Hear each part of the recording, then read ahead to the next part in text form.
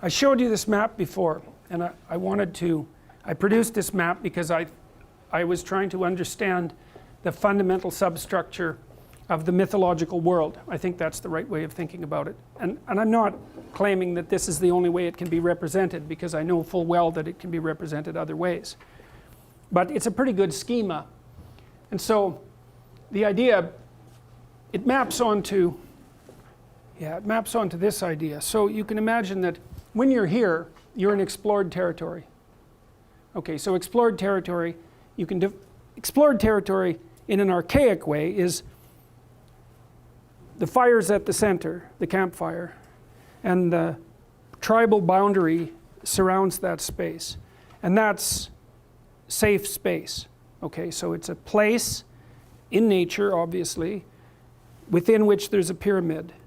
And there's a fire at the center of the pyramid. And the pyramid is the dominance hierarchy, the social dominance hierarchy. And that's where people live. That's the world. And so you could say, well, that's circumscribed space where you understand. See, it's explored territory not only because you understand the natural world that prevails there, and the cumulative effort of all of your compatriots keeps all the terrible animals at bay, so it's actually safe from a natural perspective, and you understand it, so it's explored. When you're there, you're safe, and good things happen to you, mostly. And then, but it isn't just the natural space construed as the environment, it's the natural space construed of the relationship between you and all the other primates that inhabit that space, which is also, it's society, obviously, but it's also part of nature. And so, that explored territory is your understanding of the natural world and the social world, but more importantly, the concordance of your understanding with what's happening in that space. So, like, take this place for example right now. Every one of you has expectations about what's going to happen in this classroom, and you bring those, and they're desires actually, they're not merely expectations because it's goal directed, and you bring those with you into the classroom, and as long as what's happening is in concordance with those desires, then you're safe and calm, and maybe at least mildly interested, which would be the point, right? So it's explored territory because what you understand matches what's happening. And that's a place, and it's a place that you strive to be, and you strive to maintain, and maybe you even strive to expand, which is a slightly different thing, but you certainly strive to maintain it. That's this. That's one place. Then there's another place, which is where you end up when that doesn't work. And you can think about that as, well, you know, in The Lion King, for example, when Mufasa brings Simba up to the top of Pride Rock just when the sun is either rising or setting, and so they're on top of the rock, and the top of the rock is lit, and they're sitting at the top in the light, and Mufasa tells Simba that his territory is everything that the light touches, and everything that the light touches is everything that you've understood. It's everything that your capacity for illumination and enlightenment has turned into habitable space, and so you're the king of that domain, right? Especially insofar as you're guided by the light. That's what that little scene meant. And Mufasa tells Simba not to go out beyond where the light has touched into the dark territories. And that's where the elephant graveyard is in that story, right? And Simba and Nala go out there because, of course, as soon as you tell a human being not to do something, those little lions being human beings after all, they immediately run off and do it, and that's an echo of the story, say, in Genesis, where God tells Adam and Eve not to eat the apple, and it's the first thing they immediately do, because if you want someone not to do something, you first specify what it is that they shouldn't do, and then give them some sort of incomprehensible reason for why they shouldn't do it, and they'll just do it instantly, because that's what we're like, right? That's why the Catholics are convinced that people suffer from original sin, and it's a very intelligent way of looking at things, although it also has its problems. So anyways, there's the known territory, and then outside of that there's unknown territory, and those are the most fundamental elements of existence. There's the place you are when you know what's going on, and there's the place you are when you don't know what's going on, and that can be mapped onto geographic territory. If you go on beyond the borders of your society, then you're in unknown territory. but it can also be mapped conceptually, so that, for example, we're all sitting in this room and someone leaps in with a weapon. It's like this was known territory a second ago, and now it's not known territory at all. Even though you'd say, well, many things have remained the same. It's like, yeah, but all the relevant things have suddenly changed, right? And so part of the way of conceptualizing that is that you can manifest a geographic transformation by moving from, you know, genuine geographic explored territory into genuine geographic unexplored territory. But you can do that in time as well, because we exist in time as well as space.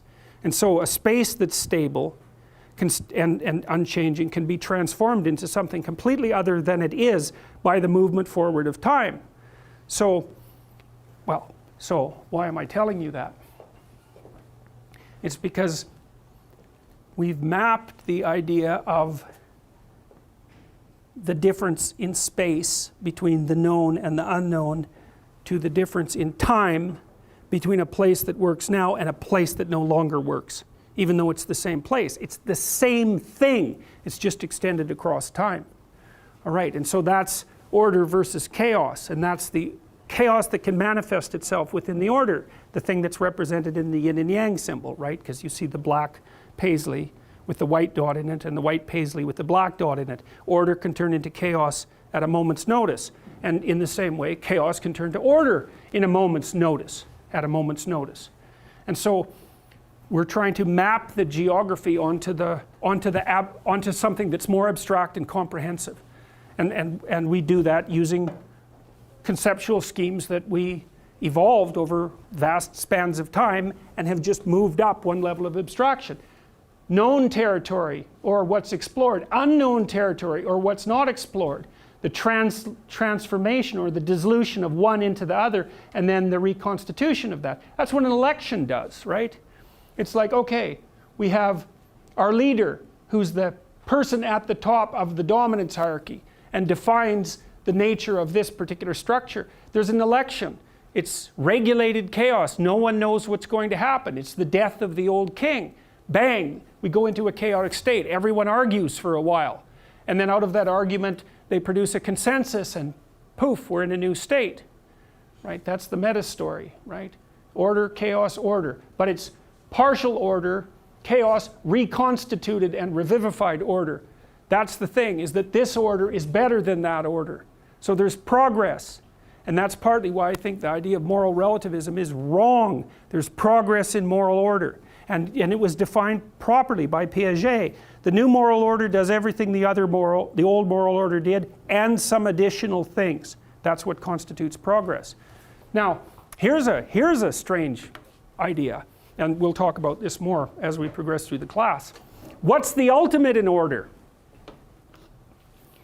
Well, it's not this, obviously, because it can collapse. And it's not this, because it can collapse. And so then you think, well, there's no ultimate order, even though there's progression. But then you have to move it up one level of abstraction. What's the ultimate order? Doing this. Willingness to do that. That's the ultimate order.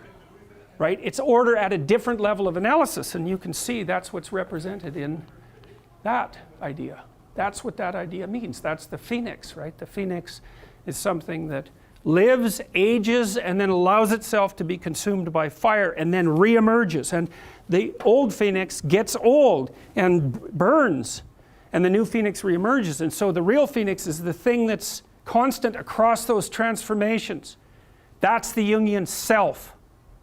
That's what he meant. The self is the element of the psyche that remains intact across transformations. Yeah, it's a bloody amazing idea. That's for sure. And you could think about that. That's why Jung claimed, for example, in Ion, primarily, that Christ was a symbol of the self.